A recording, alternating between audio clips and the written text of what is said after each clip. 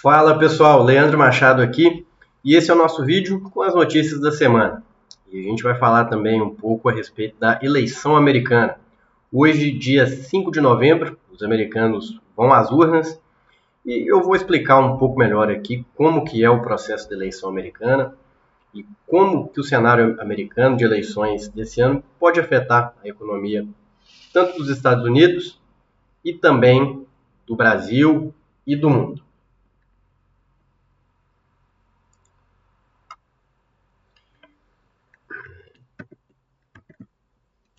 Então, pessoal, antes de mais nada, é importante avisar, que o conteúdo desse vídeo ele é de caráter educacional. Então, as informações e as opiniões mostradas aqui, elas não representam recomendação de compra ou venda de ativos.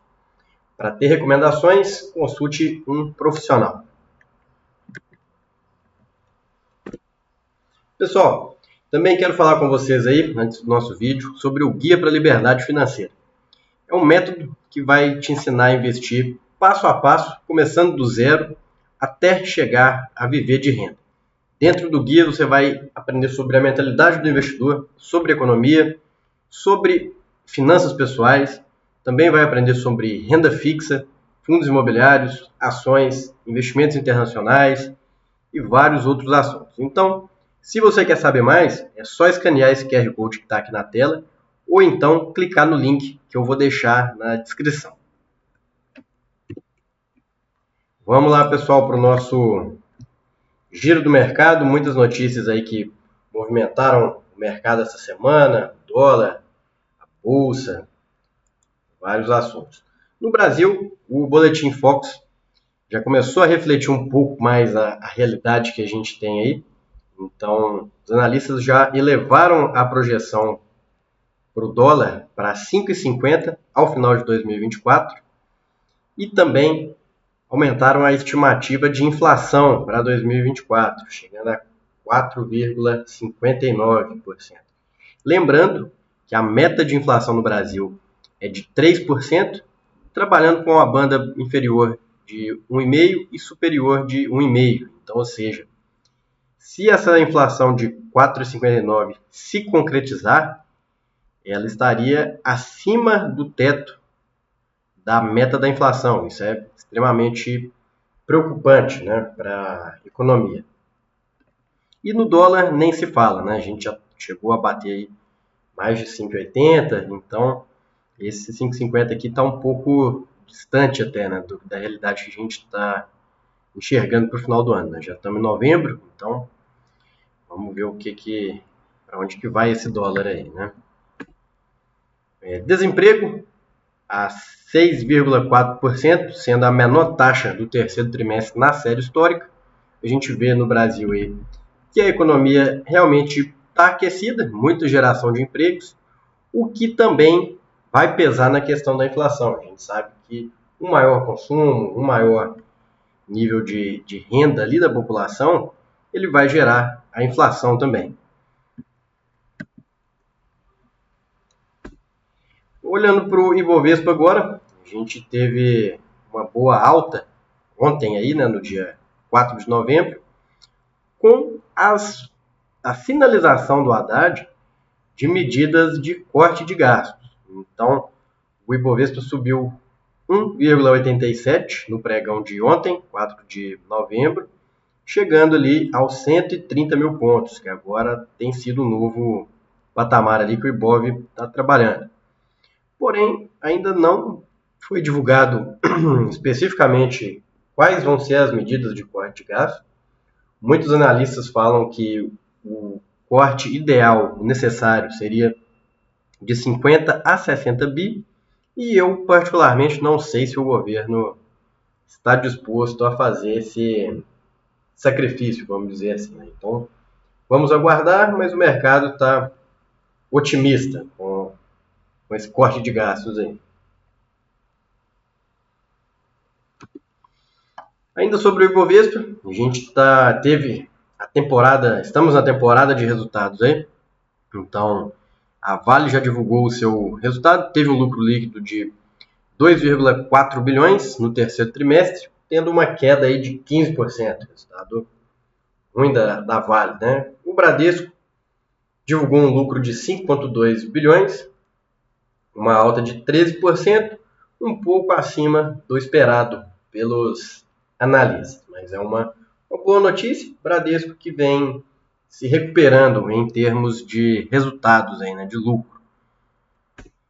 O Itaú também divulgou o seu balanço, divulgou ontem inclusive, registrando aí um lucro de 10,6 bi no terceiro trimestre de 2024, uma alta de 18% em um ano. O Itaú já não é novidade, né? Ano após ano, trimestre após trimestre, o banco vem entregando resultados positivos, geração de caixa, sempre distribuindo dividendos. Dentro do setor bancário, ele é um negócio muito competitivo, né? Com grande potencial. A VEG também divulgou o seu resultado, lucro de 1,5 bi, com uma alta anual de 20%. VEG também não é novidade, né? A empresa sempre voando, sempre inovando também, né? Então, sempre entregando bons resultados aí, o que é bom para a nossa bolsa e ajuda o Ibovespa a continuar subindo. O dólar, a gente viu aí ontem, né, no pregão de segunda-feira, o dólar caindo 1,5%, chegando a 5,78, com as falas do Haddad a respeito do corte de gastos. Como eu mencionei anteriormente, vamos aguardar a concretização, né, dessas falas, desse corte de gastos, né? A gente sabe que a bolsa ela sobe no boato e cai no fato, né? Então, qualquer notícia que vier contra esse corte de gastos ou esse corte de gastos não satisfazer o mercado, vamos dizer assim, os investidores, na verdade, né? A bolsa pode cair e o dólar voltar a subir, já que na última semana a gente viu o dólar, na verdade, disparando, né? Subindo aí, chegando a 5,87 e atingindo aí o segundo maior valor da história, atrás apenas ali do valor que a gente viu na pandemia. Então agora a gente sem pandemia, sem lockdown, e a gente vendo o dólar aí chegando nas máximas. Isso por causa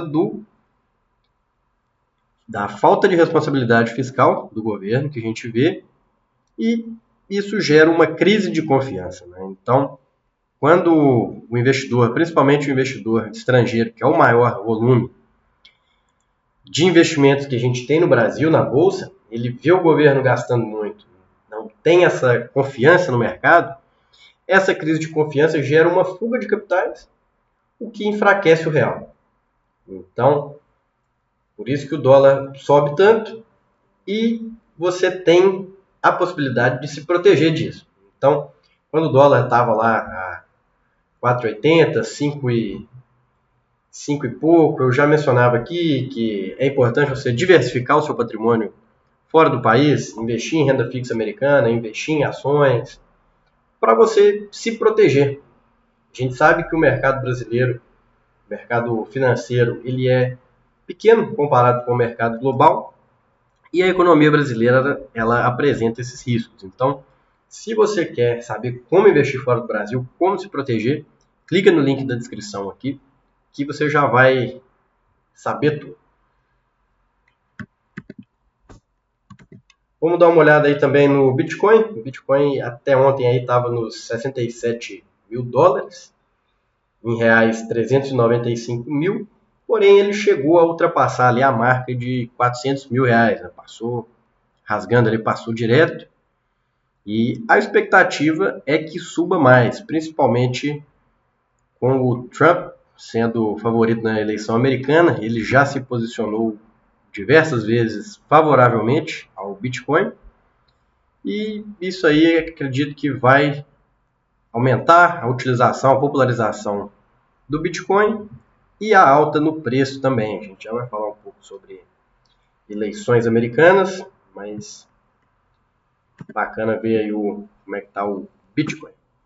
Petróleo teve uma alta aí de 3% após a OPEP adiar o aumento da produção. Então a gente sabe que a OPEP é a Organização dos Países Produtores e Exportadores de Petróleo, os maiores do mundo. Então eles basicamente têm o controle sobre o petróleo, né? Sobre a commodity. Então se eles decidem que vão produzir menos, o preço acaba subindo. A gente vê o barril aí a $70 e um valor que ainda pode cair. O que pressiona muito o valor do petróleo é o conflito no Oriente Médio, né? Israel, Irã, o pessoal ali da região que produz muito petróleo. Então isso aí puxa o preço para cima, porque na contramão disso aí a gente vê um crescimento fraco, né, economicamente falando, dos países aí ao redor do mundo. A China, o próprio Estados Unidos, a Europa já não cresce faz um tempo. Então, quando a gente vê um cenário de normalização desses conflitos, o petróleo pode cair ainda mais, chegando aí a $60, por exemplo, algo nesse sentido aí.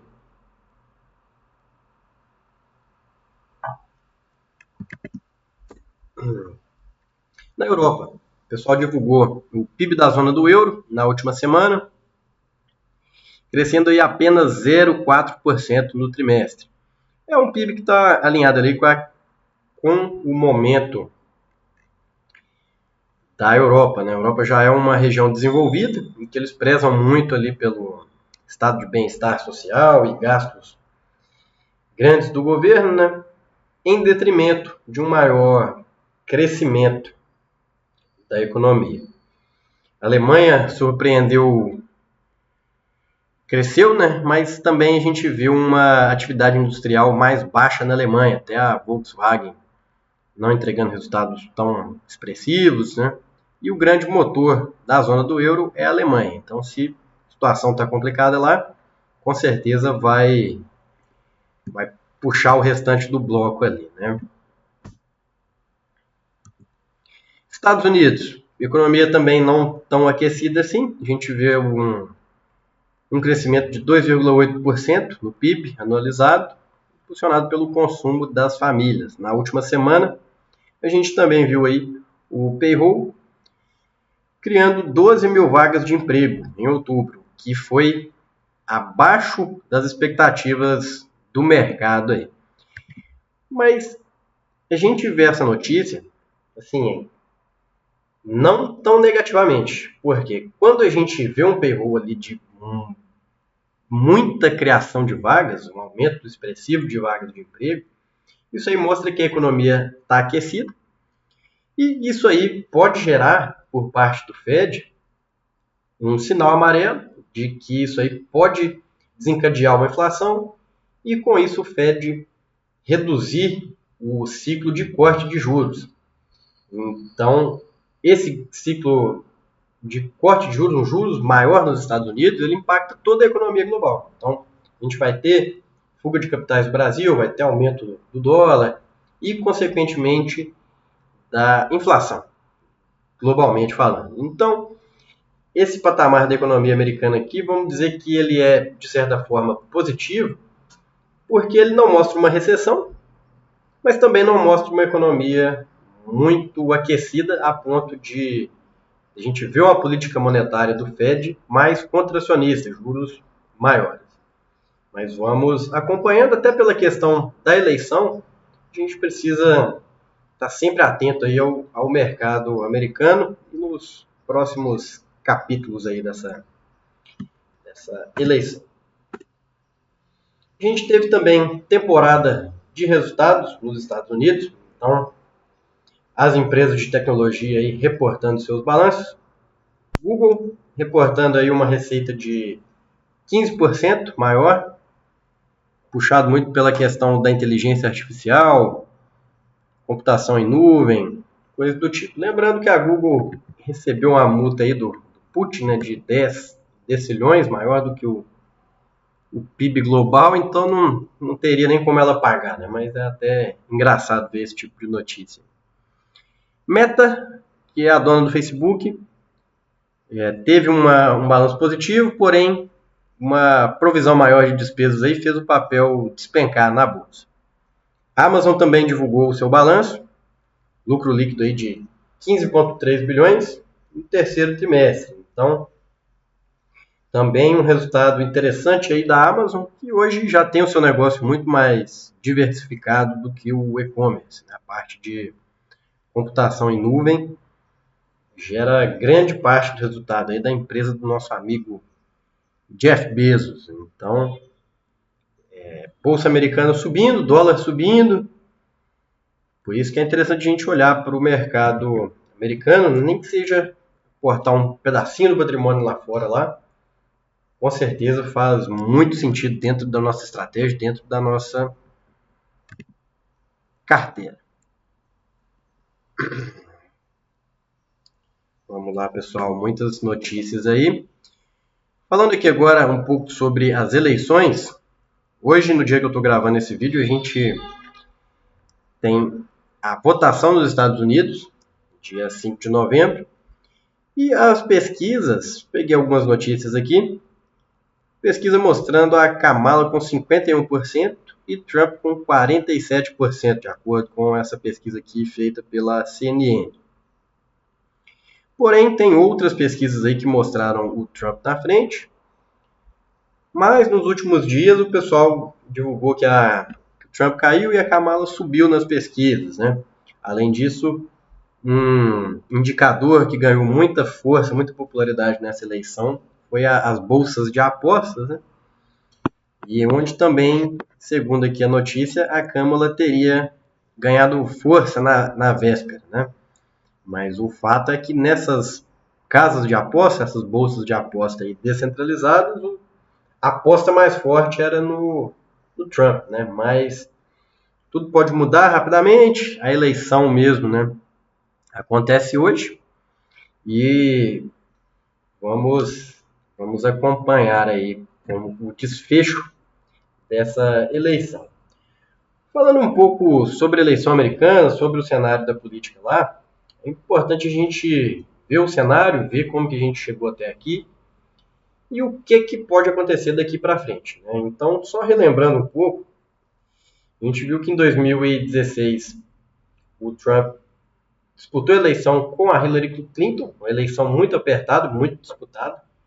A Hillary chegou a ter mais votos percentualmente, mas perdeu na questão do colégio eleitoral. Depois eu vou explicar um pouco melhor aqui o funcionamento da eleição americana. Mas o fato é que o Trump venceu em 2016, foi o sucessor do Obama, que era bem popular lá na época, e fez vamos dizer, um mandato bom relativamente, porém ele acabou pegando a pandemia ali em 2020 e isso aí mudou todo o cenário da eleição naquele ano, né? Então a gente teve eleição, voto por correio, um pessoal batendo muito em cima do Trump, né, que não aceitava o lockdown, coisas do tipo. E em 2020 também, numa eleição muito apertada, o Biden venceu o Trump, né, que seria a reeleição do Donald Trump. E então, em 2024, a gente viu o Biden buscando a sua reeleição no primeiro momento ali, mas claramente a gente via que o Biden não estava bem, né? No debate ele não conseguia formular uma frase simples, não tinha uma linha de raciocínio muito clara, e isso aí acabou fortalecendo muito a intenção de voto do Trump. E logo em seguida também a gente teve aquela tentativa, né, vamos dizer, de cancelarem o CPF do Trump, que também jogou a popularidade dele lá em cima e acabou, vamos dizer assim, fazendo com que o Biden, ou a cúpula do Partido Democrata, substituísse o Biden, que é o atual presidente, pela Kamala, que é a atual vice. Então, isso equilibrou mais as intenções de voto, mas o Trump ainda parecia mais forte assim, nas pesquisas até os últimos dias, né?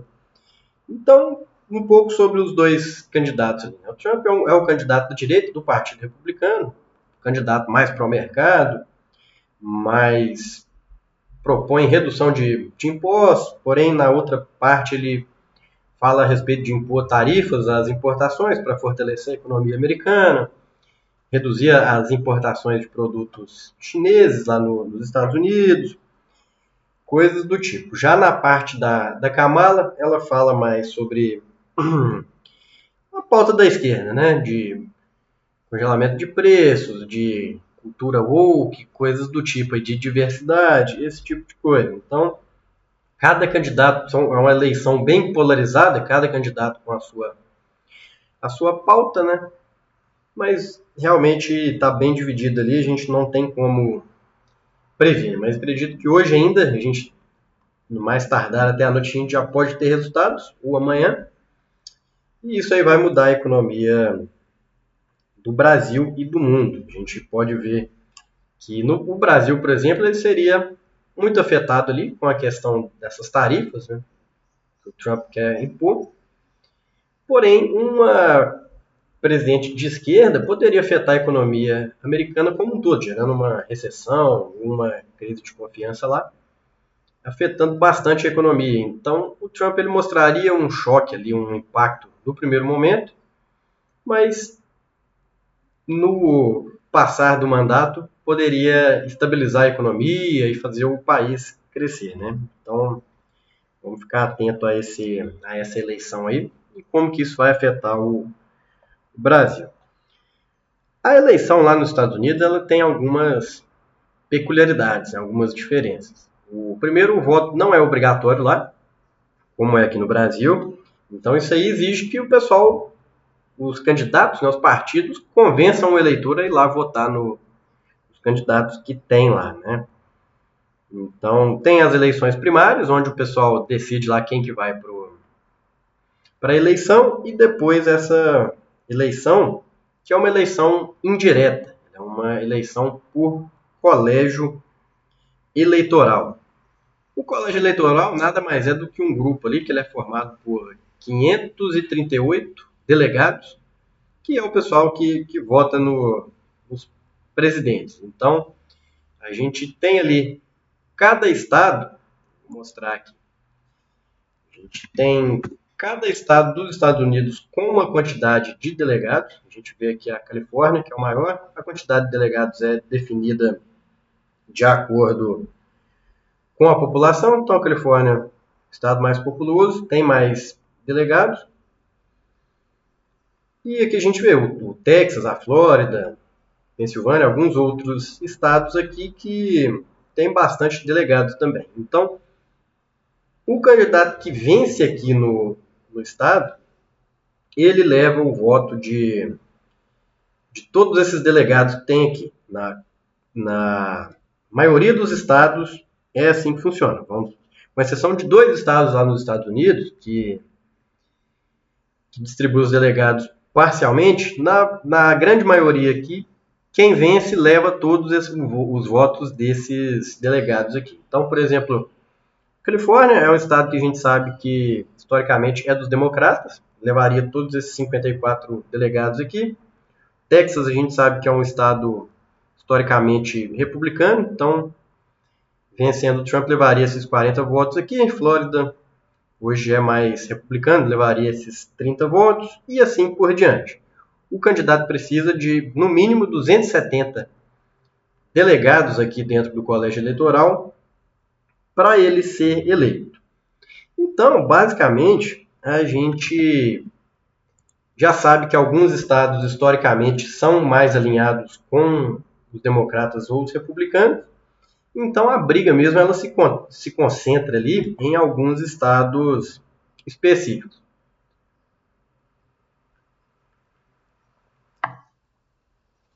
Que é os estados que a gente chama de swing states.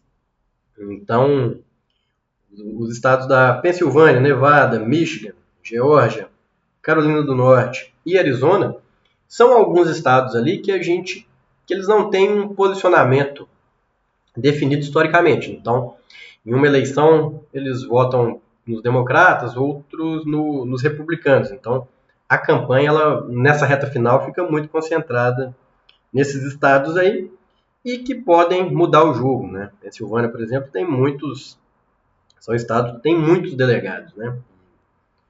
Isso aí vai fazer uma grande diferença. Se ficar empatada a eleição, quem define é a Câmara dos Deputados. E é assim que funciona a eleição. Acredito que de hoje até amanhã a gente já tem um resultado. E aí a gente passa a observar os impactos aí dessa eleição no mercado e na economia. A gente vê aí a proposta, né, de tarifaço do Trump. Ele já falou que vai aumentar a tarifa aí dos produtos chineses, então isso aí vai impactar muito no comércio global como um todo. E a Câmara tem as propostas loucas dela lá, né, de congelamento de preço, de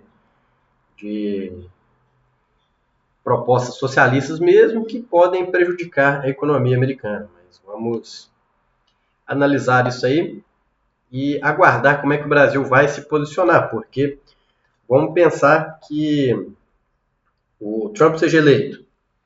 O Lula não tem afinidade nenhuma com o Trump, então o Brasil poderia ficar meio deslocado ali nas negociações, né, principalmente em relação a essas tarifas.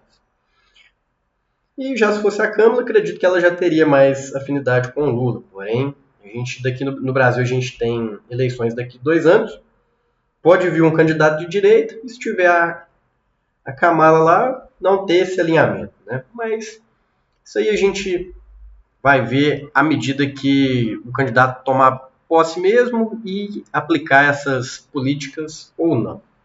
Mas sobre a eleição americana, era isso. Vamos acompanhar aí durante o dia as movimentações e a apuração dos votos e aguardar o resultado, tá certo? Pessoal, então, essas foram as nossas notícias do mercado na semana. Também um breve resumo aí sobre as eleições americanas, como que funciona, qual que é a proposta de cada candidato. E novamente eu quero convidar você, se você gosta do assunto de investimentos, quer saber mais sobre os temas que a gente está falando aqui, de Bolsa do Brasil, de renda fixa no Brasil, Bolsa Americana, renda fixa americana, todos esses assuntos, eu vou te convidar aqui para conhecer o Guia para a Liberdade Financeira, que é um método passo a passo para você investir, montar uma carteira diversificada e viver de renda, alcançar os seus objetivos. Então, se você quer saber mais, é só escanear esse QR Code aqui ou clicar no link que está na descrição. Tá certo, pessoal? Então, por hoje é só. Muito obrigado você que assistiu até aqui. Vou te pedir para você comentar aqui embaixo quem você acha que vai vencer as eleições. Se vai ser bom para a economia dos Estados Unidos, se vai ser ruim, se vai ser bom para o Brasil, se vai ser ruim. Deixa seu comentário aqui embaixo. Não se esqueça de se inscrever, curtir o vídeo e até a próxima.